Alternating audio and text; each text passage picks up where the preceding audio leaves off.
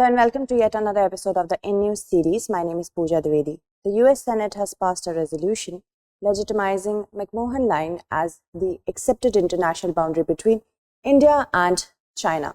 Now, this topic is going to be extremely significant from the perspective of your GS Mains paper second and first, and also from the perspective of preliminary examination.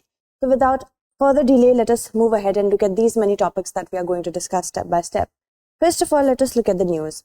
A bipartisan resolution has been introduced in the US Senate to recognize Arunachal Pradesh as an integral part of India, and in order to push back against Beijing's military aggression to change the status quo alongside the line of actual control. Now, we also have to discuss about line of actual control, but this particular move of US is significant because of the rising aggression of China in the Indo-Pacific region. And specifically, now the point or the bone of contention between the US and China is Taiwan. In order to protect all the territorial integrity with respect to different countries and also India, it is important that we accept what has been erstwhile agreed upon by different nations, even if it was in the colonial times. So that is why this particular move is important.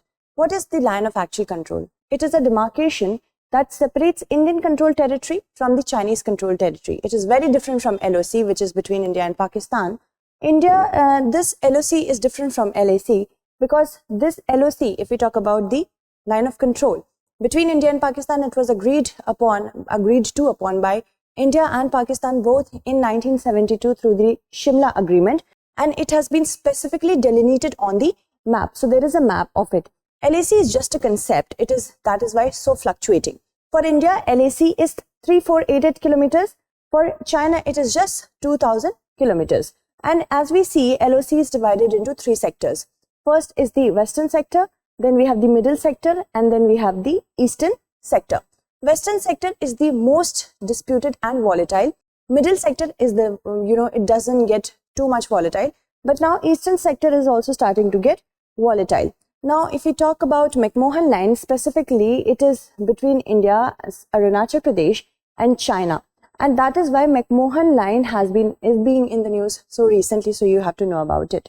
So, divided into three sectors, Arunachal Pradesh and Sikkim. This is the eastern sector. Then the middle sector is Uttarakhand and Himachal Pradesh. Ladakh is the western sector.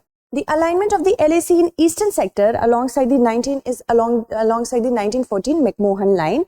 It marked out previously unclaimed or unidentified boundaries between Britain and Tibet. And what is the origin of the current situation? See, erstwhile China was it was under the colonial empire, and once the Communist Party took over China, it withdrew from the erstwhile agreement, saying that it was not fair, and a renegotiation of all its borders was demanded. The border between India and China has never been delimited.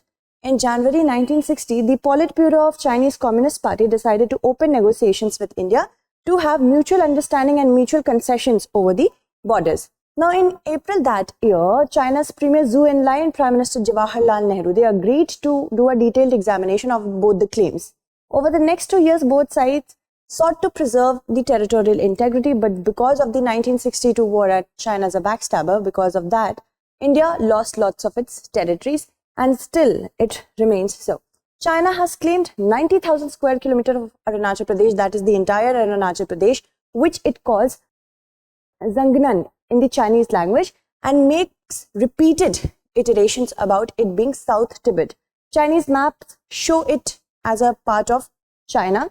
India has dismissed the Chinese names which have been given to different villages in the Mandarin language. Moving ahead. Now, at the 1914 Simla Convention, the McMahon Line was drawn. China was represented by a plenipotentiary of the Republic of China, which has been declared in the 1912 after the Qing dynasty was overthrown. Chinese representatives did not consent to the Shimla Convention, saying that Tibet had no independent authority to negotiate international boundaries, and that is why this dispute has been passed on. The resolution recently passed condemns Chinese provocation, the use of military force by China in order to change the status quo of the line of actual control, the construction of villages in the contested areas, publication of maps with Mandarin language villages, then features in Indian states of Arunachal Pradesh, and expansion of Beijing's territorial expansionism in Bhutan also. The United States has recognized Arunachal Pradesh as an integral part of India, and the recognition is not qualified in any way. It has condemned China and commends India over the security, initiatives that India has taken, including securing India's telecommunication in the infrastructure, examining its procurement process and establishing supply chains, implementing investment screening standards, and expanding its cooperation in the field of public health with Taiwan as well. It will further strengthen US-China relationship when it comes to defense, technology, economics, and people-to-people ties as well. It will promote enhancing America's multi-cooperation in the field of Indo-Pacific through Quad as well as AUKUS. So that is why it is important. This resolution has been important, and that's it for today. Thank you so much for watching in News Series.